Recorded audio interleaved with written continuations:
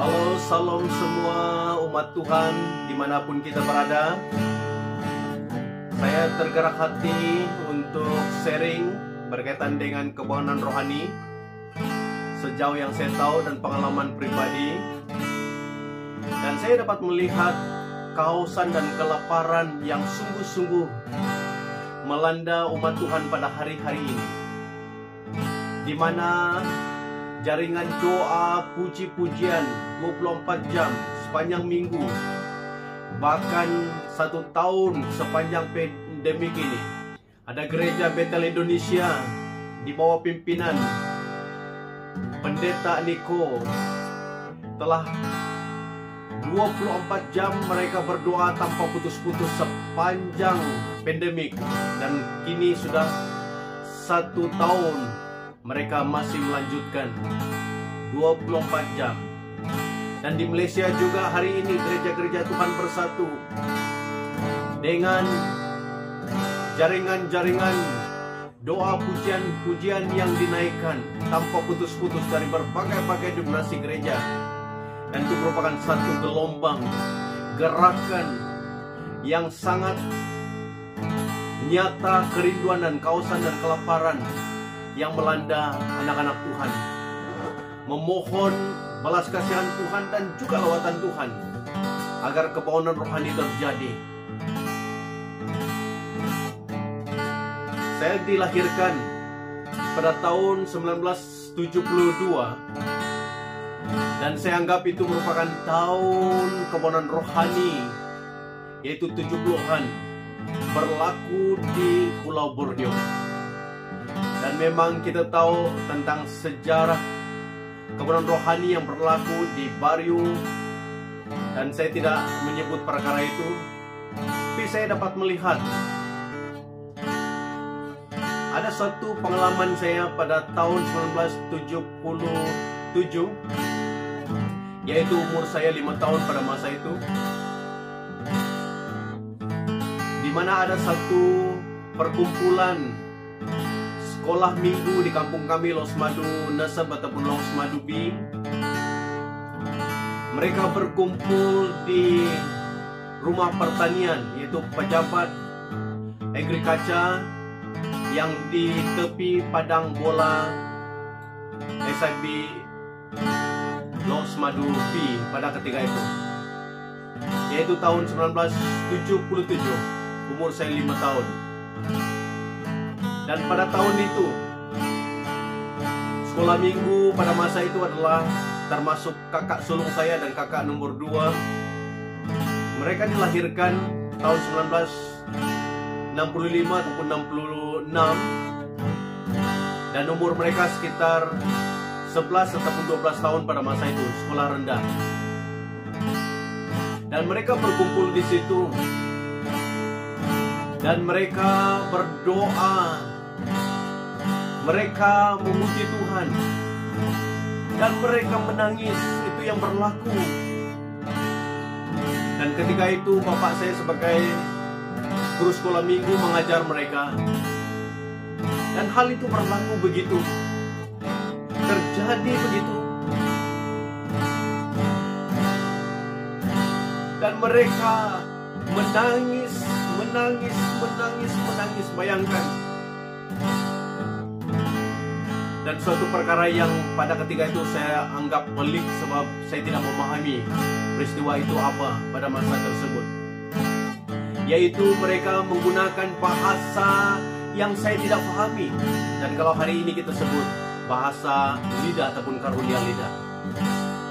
Mereka menangis, menangis dan menangis, memuji Tuhan dalam tangisan dengan bahasa-bahasa yang tidak difahami, bahkan bahasa ibunda kami, tapi bahasa yang memang kita tahu hari ini adalah bahasa karunia lidah.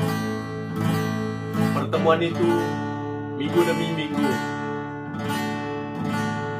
berterusan, tapi suatu ketika, karena ada pendeta dari Australia, yaitu missionary yang tinggal di Los Madu pada ketika itu, waktu saya kecil saya kenal mereka. yaitu Pendeta Meripa dan Pendeta Ganit. Itu nama Lumbawa mereka. Nama orang putih mereka adalah Pendeta Belcher. Dan mereka menetap di Los Madu Raya. Dan merekalah penterjemah Alkitab ke dalam bahasa Lumbawang yang disebut Balalokdo. Dan pada masa umur saya yang masih kecil masa itu, saya ingat mereka adalah Lumbawang sebab mereka pandai bahasa Lumbawang, fasih bahasa Lumbawang. Dan saya ingat mereka Lumbawang sebab nama mereka Meripa dan Ganit, Pendeta Meripa dan Pendeta Ganit. Walaupun tubuh mereka besar, tidak tahu orang putih, tapi dalam ingatan saya bahwa mereka adalah Lumbawang. Mereka menetap di Los Madu Raya sebagai penterjemah Alkitab. Dan hari ini ada suatu tempat yang memang menjadi tugu peringatan bahwa mereka pernah berada di situ menyalin Alkitab ke dalam bahasa Lumbawang, yaitu Balalokdo. Dan pada masa itu bapak saya memberitahu bahwa bila dia mengetahui tentang apa yang berlaku ini, dan dia menilai perkara itu, dan menurut penilaiannya bahwa hal itu tidak betul, tidak benar, ataupun tidak boleh diteruskan. Dan bila ingatan itu diberi dan juga kepada pastor yang melayani pada masa itu, dan hal itu dihentikan begitu saja. Dan itu pengalaman yang saya dapat lihat bagaimana Tuhan bekerja di tengah-tengah sekolah minggu yang umur mereka sekitar 11 dan 12 tahun, bahkan ada di bawah umur tersebut. Itu pengalaman pertama saya menyaksikan bagaimana Tuhan menggunakan kehidupan anak-anak sekolah minggu. Walaupun umur saya pada masa itu adalah 5 tahun, begitu indah Tuhan bekerja. Dan pengalaman yang seterusnya bila saya sudah tingkatan 2, yaitu 1986 di SMK Terusan. Pada masa itu juga Tuhan bekerja di kalangan murid-murid sekolah. Tidak ada yang menggerakkan kami untuk membuat kami berkumpul, tapi saya percaya itu adalah pekerjaan Tuhan menggerakkan kami. Ada satu kausan kelaparan yang sangat dalam. Waktu kami belajar, selepas belajar di kelas, ada masa lapang, kami pergi ke suatu tempat di suatu bukit tidak jauh daripada kawasan sekolah, di bawah pokok. Kami berkumpul di situ berdoa, bukan saja siang bila ada masa lapang, waktu malam juga bila habis belajar. Kerinduan itu membawa kami untuk berkumpul, berdoa, memuji Tuhan, menangis. Dan itu merupakan pengalaman yang sangat indah bila saya ingat umur saya pada masa itu 14 tahun, yaitu tingkatan 2 tahun 1986. Dan kalau saya dapat menyatakan bahwa kerinduan yang timbul itu tidak ada yang sepertinya, tidak ada hal yang lebih indah daripada bersekutu, berdoa, berseru kepada Tuhan, menyanyi. Dan saya masih ingat nama-nama murid sekolah yang bersama dengan kami. Dan saya tidak menyebut nama mereka di tempat di sini. Tetapi sayangnya selepas beberapa bulan pertemuan itu dihentikan juga sebab guru besar melarang. Dan guru besar pada masa itu adalah seorang Melayu. Dan pengalaman yang ketiga, yaitu pada waktu saya umur 16 tahun, yaitu tahun 1988. yaitu tingkatan 4, di mana Tuhan bekerja, kebonan rohani terjadi, kebaktian kebonan rohani masih aktif dijalankan oleh gereja-gereja Tuhan, termasuk waktu Easter, perayaan Easter. Dan ada suatu KKR yang dilakukan di Mission Lawas yang dikendalikan oleh Pastor Pengiran Bukam. Dia ada pada masa itu. Dan tempat itu di bawah pokok getah di belakang rumah, di mana Pastor Martin Pur yang bekerja di studio pada masa itu, dan di belakang rumahnya tempat perkumpulan. Orang berkumpul dari berbagai-bagai daerah, dan Tuhan bekerja melawat banyak hal-hal yang terjadi yang indah. Tuhan menyatakan perkara-perkara yang sedang berlaku dan akan terjadi. Banyak orang disentuh oleh Tuhan, sehingga mereka dapat mempersembahkan persembahan dari berbagai-bagai persembahan yang mereka beri, menyatakan dan membuktikan hati mereka sungguh-sungguh berterima kasih kepada Tuhan di atas segala kebaikan Tuhan dalam kehidupan.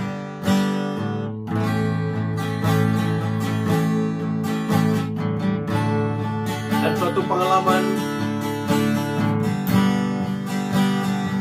tahun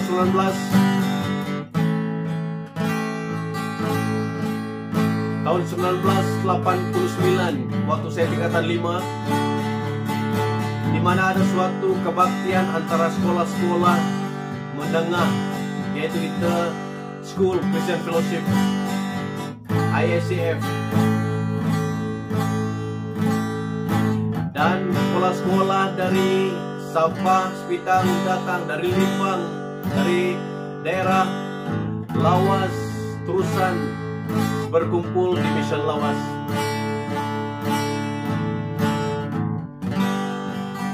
Tuhan bekerja dengan luar biasa, dan kebaktian antara sekolah Kristen, yaitu ISCF, dilakukan dalam beberapa hari, dan guru pengiran Bukang juga salah seorang daripada pengkhotbah, dan dia adalah pengetua di mission pada masa itu. Di gereja lama yang sudah runtuh, bangunan gereja tersebut di tebing sungai, tapi masa itu keadaannya masih baik, yaitu 1989. Dan sebelum acara pertemuan itu berlangsung, ada satu kawan saya, dia Form 4, dan saya tahu pada hari tersebut dia melakukan sesuatu perbuatan yang bertentangan dengan firman Tuhan. Saya menyaksikan apa yang telah dia lakukan, tapi saya tidak perlu menyebut nama. Tapi pada malam pertama bila kebaktian itu bermula, kami dari SMK Lawas dan kami beribadah bersama di gereja lama itu di mission. Tuhan bekerja dengan luar biasa juga. Tuhan menjamah ramai anak-anak Tuhan, ramai murid-murid sekolah, menangis berseru kepada Tuhan. Suatu pengalaman yang sangat tidak berulang-ulang terjadi. Dan salah seorang di antara yang dijamah oleh Tuhan adalah kawan saya tersebut. Dipakai oleh Tuhan, disedarkan dosa dan dia bertobat. Tuhan bekerja dengan luar biasa menggunakan kehidupannya, sehingga dia tahu apa yang orang lain buat. Setiap perbuatan-perbuatan seseorang itu Tuhan menyatakan kepadanya. Dan begitu dia menyatakan bagaimana sesuatu perbuatan yang dilakukan oleh seseorang dapat dinyatakan, dan Tuhan yang menyatakannya kepada kawan kami ini. Dan kebaktian itu berlangsung dalam beberapa malam, dan begitu Tuhan luar biasa bekerja di antara kami. bila sudah berakhir kebaktian tersebut, kami kembali masing-masing ke sekolah masing-masing. Dan di SMK Lawas Tuhan bekerja juga dengan luar biasa menggunakan kehidupan kawan kami ini, yang menyatakan apa yang Tuhan kehendaki dan apa yang Tuhan tidak kehendaki. Yang menyatakan hal-hal yang tersembunyi dalam kehidupan seseorang yang Tuhan nyatakan, karena Tuhan mengasihi orang tersebut dan Tuhan menyatakan melalui orang ini, sehingga orang ini menyatakan perkara itu kepada orang tersebut, sehingga orang itu kembali kepada Tuhan. Begitu indah Tuhan mengasihi dan melawat dan melakukan perkara yang besar.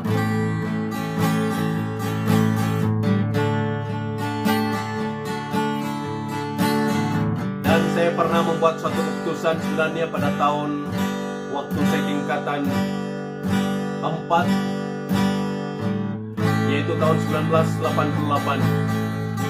Saya membuat keputusan untuk berhenti pada sekolah karena melihat bagaimana Tuhan bekerja melalui pelayanan bapak saya dengan 2 orang kawannya yang selalu beberapa kali pergi ke daerah pinggiran, walaupun mereka bukan pastor, tapi mereka mempunyai kerinduan untuk menginjili.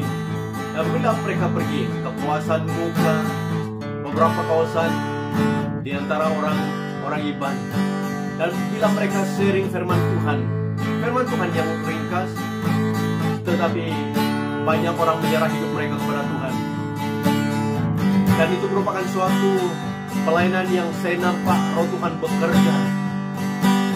Dan atas sebab itu, bila saya mendengar cerita daripada bapak saya, kerinduan saya terlibat sama dalam pelayanan, ikut tim mereka timbul, dan saya membuat keputusan dan berkata kepadanya, saya mau berhenti sekolah dan saya mau pergi ke sebuah sekolah Injil untuk pelatihan. Dan ada orang yang menyatakan di Sabah ada tempat untuk belajar 6 bulan. Dan saya dan bapak pergi bertemu dengan seorang guru di SDE, sekolah teologi atas, dan meminta pandangan dari guru sekolah teologi tersebut, menyatakan bahwa saya ingin berhenti dan mau masuk dalam pelayanan misi. Dan saya diberi nasihat oleh guru tersebut. Saya dengan bapak saya pada masa itu diberi nasihat supaya kalau dapat teruskan persekolahan, dan kalau Tuhan masih memanggil, kalau Tuhan punya rancangan dan dia masih memanggil dan dia mau memanggil, dan panggilan itu akan tetap di dalam hatimu, katanya. Dan nasihat itu saya terima dan saya meneruskan persekolahan saya, dan sampai tamat Form 5. Dan saya tidak menunggu keputusan SPM saya, dan saya memberitahu kepada ibu, kepada bapak saya juga, bahwa saya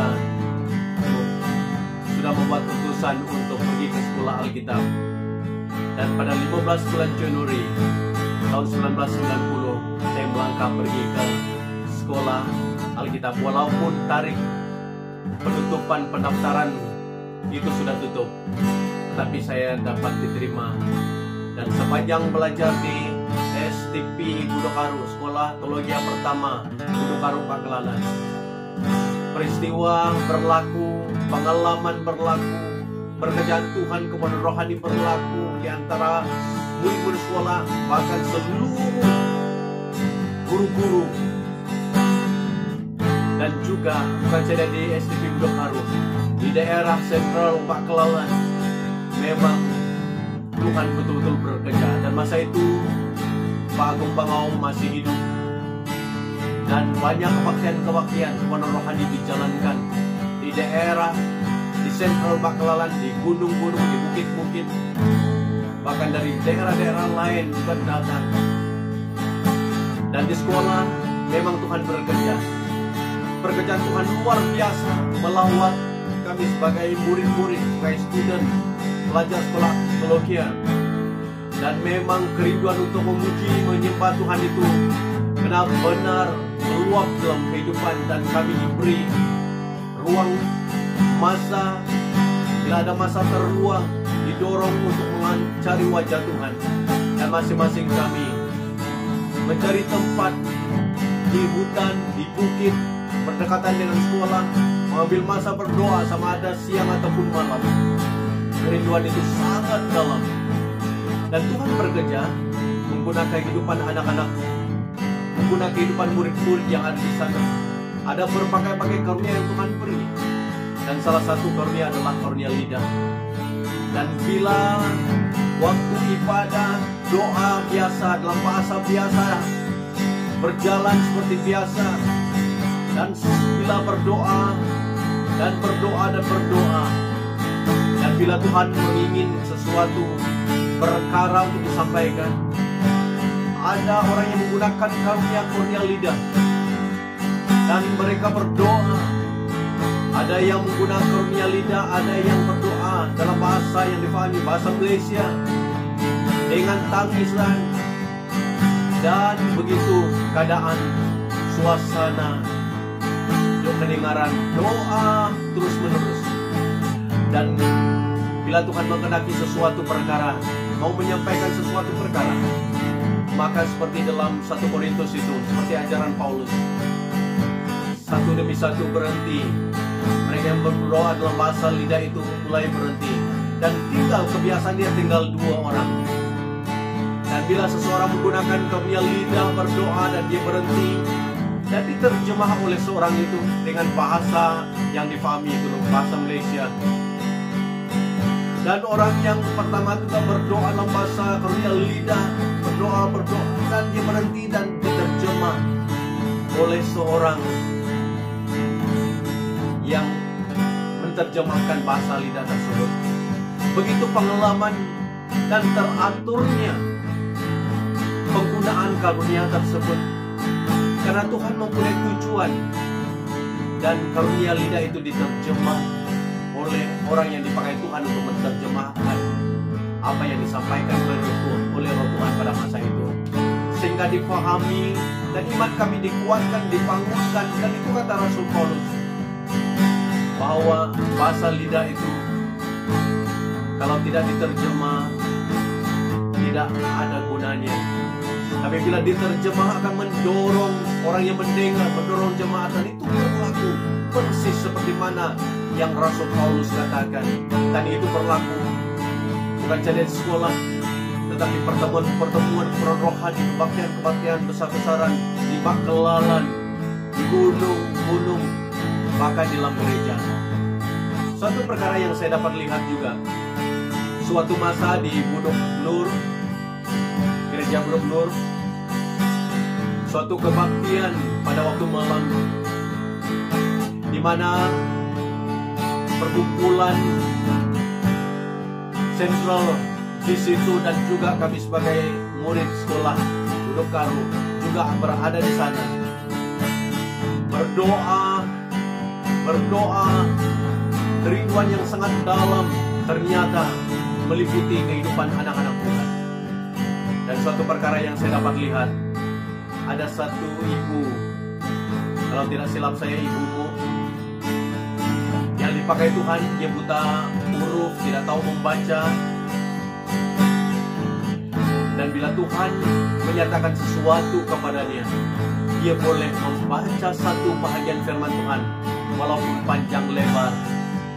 Tidak ada satu silap pun daripada bacaan firman Tuhan yang sedang dia baca. Tidak ada buku Alkitab di tangannya sebab dia buta huruf. Bila Tuhan menyatakan bagian firman Tuhan yang mau disampaikan, maka dia mengungkapkannya tanpa ada satu kesilapan dan kesalahan. Semua tepat. Dan satu masa juga dalam waktu yang sama, saya dapat melihat bahwa dia menulis di papan hijau itu menggunakan cok, memang kapur cok yang dipakai pada masa itu. Dia menulis satu tulisan di papan tersebut, dan tulisan itu memang tulisan bukan tulisan biasa yang kita pahami. Tapi pada masa itu saya boleh bandingkannya seperti tulisan Jawi. Itu sudah tulisan yang kita boleh paham pada masa itu. Dan dia menulis di papan tersebut, Bayangkan, suatu perkara yang orang tidak terpelajar, tetapi dia dipakai Tuhan untuk menyatakan kemuliaan Tuhan di tengah-tengah orang yang berkumpul. Dan itu merupakan pengalaman yang saya dapat lihat. Banyak lagi pengalaman-pengalaman berkaitan dengan kebenaran rohani yang terjadi. Tapi suatu perkara yang sangat perlu dan sangat luar biasa yang saya perhatikan, di mana kebenaran rohani itu boleh terus terpelihara. Dan kisahnya adalah seorang yang dipakai Tuhan, yang dikenali oleh banyak orang di Bakalan, di luar center Bakalan pun, yaitu Pak Musa. Dia dipakai Tuhan dalam kumpulan mereka. Banyak mereka, kumpulan Pak Agung mereka, Ibu Maria, Bukang, Pak Mika, Pak Musa, dan beberapa ibu dan bapak-bapak yang ada. Dan Pak Musa inilah yang diberi Tuhan karunia untuk membezakan. Bila terjadi pekerjaan Tuhan yang luar biasa, terjadi juga di sebaliknya. Kuasa iblis campur tangan bekerja, mau meniru menipu. Tetapi puji Tuhan, karena Pak Musa diberi karunia untuk membezakan roh, sehingga dia menyatakan mana yang dari Tuhan dan mana yang bukan dari Tuhan. Dan disitulah terjadinya kebenaran rohani itu terpelihara.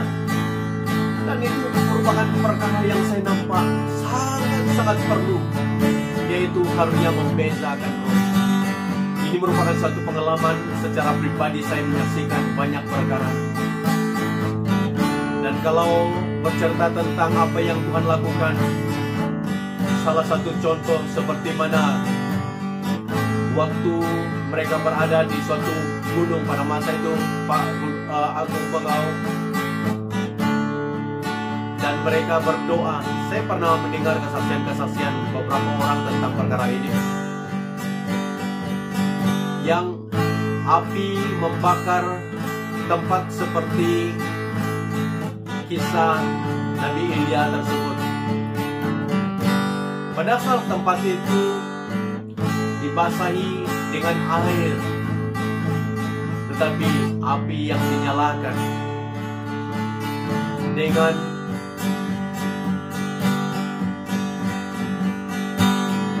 tali pinggang yang ada lambang yang selalu dipakai oleh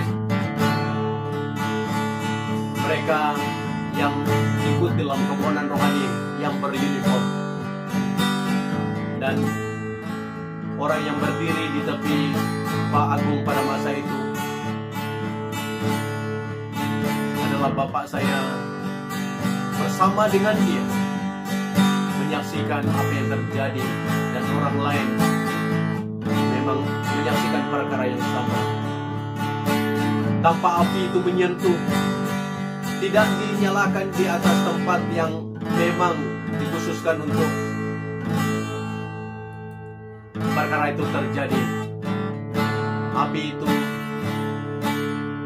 terus menyebar ke tempat itu. Itu merupakan satu perkara yang saya dapat dengar, dan banyak sebenarnya kisah-kisah berkaitan dengan kebenaran rohani, pekerjaan Tuhan yang luar biasa yang pernah kalian dengar. Tapi secara pribadi, kebanyakan yang saya sebut adalah pengalaman pribadi saya. Dan kembali kepada apa situasi sekarang ini yang saya nampak, bagaimana banyak gereja-gereja Tuhan di seluruh tempat, di seluruh dunia sedang berdoa memohon agar Tuhan dapat datang melawat, bekerja, agar terjadi kebenaran rohani yang besar-besaran. Dan saya nampak kerinduan itu pasti akan berlaku. Tuhan melakukan pekerjaannya secara luar biasa. Dan bila mengingat semua peristiwa berkaitan dengan kebenaran rohani dan lagu yang menyentuh hati saya sepanjang kisah-kisah berlaku kebenaran rohani tersebut, lagu-lagu yang dinyanyikan itu benar-benar membawa hati saya, dan saya percaya semua orang-orang pada masa itu merasa kedekatan Tuhan, kehadiran Tuhan dalam kehidupan.